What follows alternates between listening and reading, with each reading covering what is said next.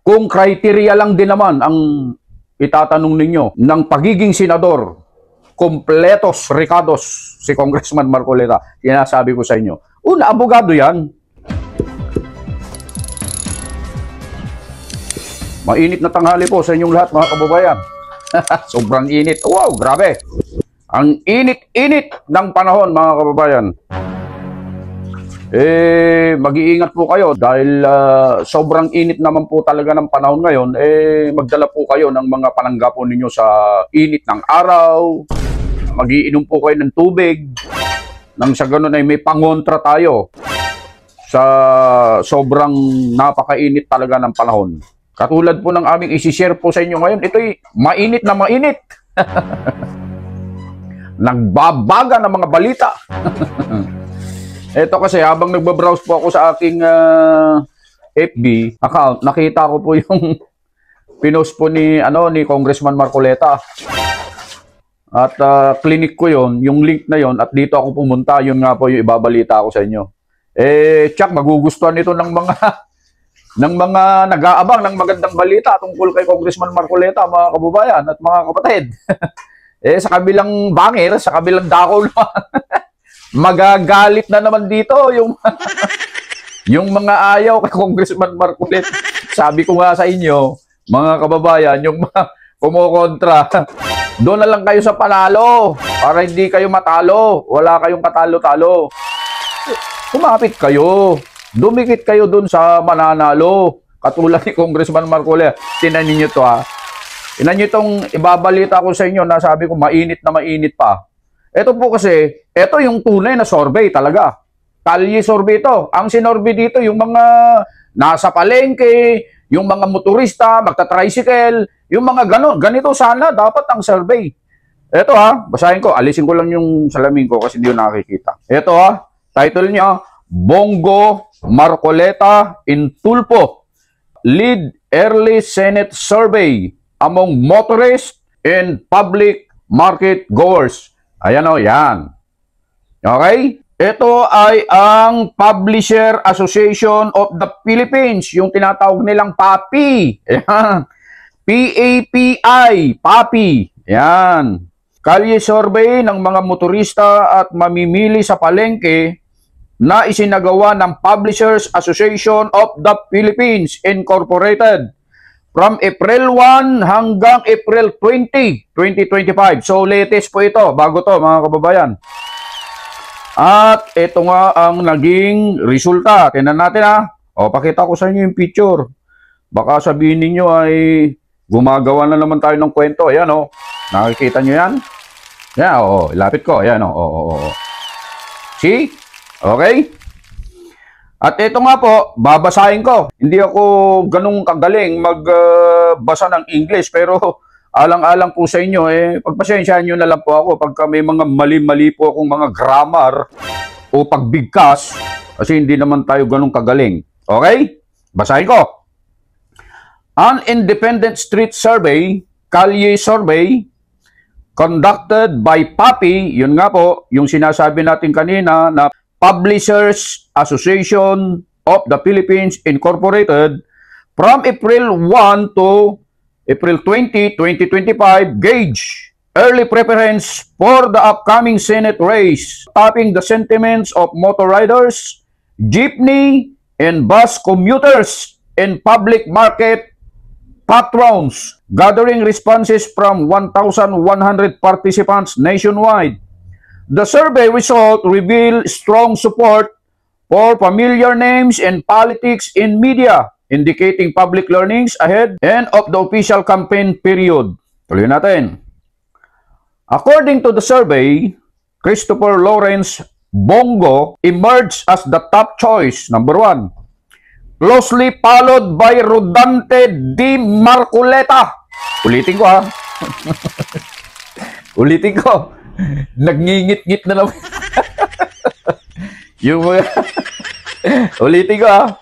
According to the survey, Christopher Lawrence Bongo emerged as the top choice, closely followed by Rodante D. Marcoleta and Erwin Tulfo. Other notable candidates who who secured significant support include Ronald Bato de la Rosa, Vicente Tito Soto III, and Pilar Juliana Pia Cayetano. Tuloy natin. Sensya na kayo ha. So mga bigkas ko ha. Hindi kasi tayo. Pero sisikapin natin. Here is the initial ranking based on respondents' choices. Number 1, Christopher Lawrence Bongo. Number 2, Rodante D. Marcoleta. Number 3, Erwin Tulfo. Number 4, Ronald Bato de la Rosa. Number 5, Vicente C. Soto III. Number 6, Pilar Juliana Pia Cayetano. Number 7, Pampiluping Lacson. Number 8, Maria Imelda Josepa Aimee Marcos. Number 9, Camille Villar. Number 10, Ben Tulfo.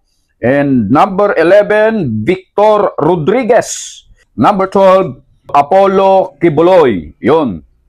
Tuloy natin yung pagbabasa mga kaibigan. Yung link nito, mga kababayan, ay ilalagay namin sa description o kaya sa comment section. Para sa ganon, kayo mismo, kung duda kayo, puntahan nyo yung site na yon para kayo mismo ang makabasa at makakita ng sorbing ito, mga kababayan, ha? Tuloy natin. The survey highlights the continued dominance of political veterans and media personalities with familiarity and public visibility playing key roles in voter preference. Galing, ha? Papi clarified that while the survey offers a snapshot of current sentiment, the figures could still shift significantly as official campaigns and debates unfold. Galing, ha? The survey method involved random street interviews at transport hub and public markets to capture the pulse of ordinary commuters and small vendors, groups often underrepresented in traditional polling. As the Senate race heats up, analysts expect the numbers to fluctuate, especially with political endorsements, issues, and media appearances influencing the electorate.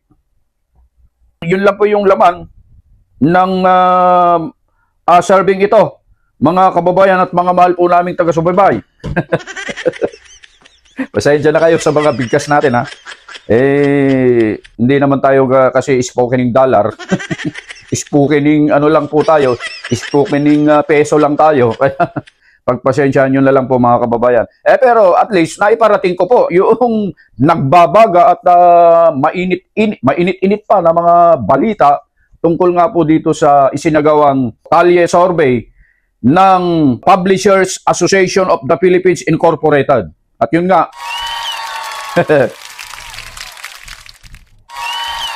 number 2 na. Number 2 na, si Congressman Marcoleta, mga kababayan. Alam nyo, kung itatry ko sana mga kababayan na yung ginagawa ko po kasi, nung nakaraan po kasi, ang pinaglabang ko po doon sa aking survey online ay si Erwin Tulfo versus Rodante Marcoleta. Gusto ko sanang pagsabayin si Senator Bongo at saka si Congressman Rodante Marcoleta. Kaso nga lang magkaalyado. Okay lang din naman, pwede naman. Pero magkaalyado kasi ito. Pero malamang pagka ginanong ko, pagka nagkaroon ako ng online survey susubukan ko, susubukan ko. Tingnan nyo kung ano magiging resulta. Abangan nyo po. At itatry natin. Hanggat hindi pa dumarating yung Mayo 12, itry natin yan. Abangan nyo at titingnan natin magiging resulta. So, yun lang po, mga kababayan. Napanood nyo, narinig nyo yung survey ito, i-share nyo po. Lalo na dun sa ating mga kababayan na gustong-gusto si Congressman Marcoleta na umakyat sa Senado, umupo sa Senado. I-share nyo po ito para maraman po ng mga kababayan natin ganong kalakas si Congressman Marcoleta.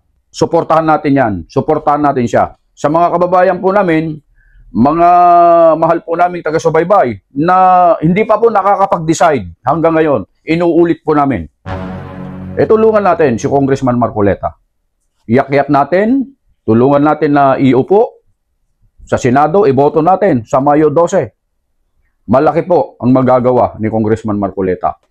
Kung criteria lang din naman ang itatanong ninyo ng pagiging senador, kompletos, ricados si Congressman Marcoleta, sinasabi ko sa inyo, una, abogado yan.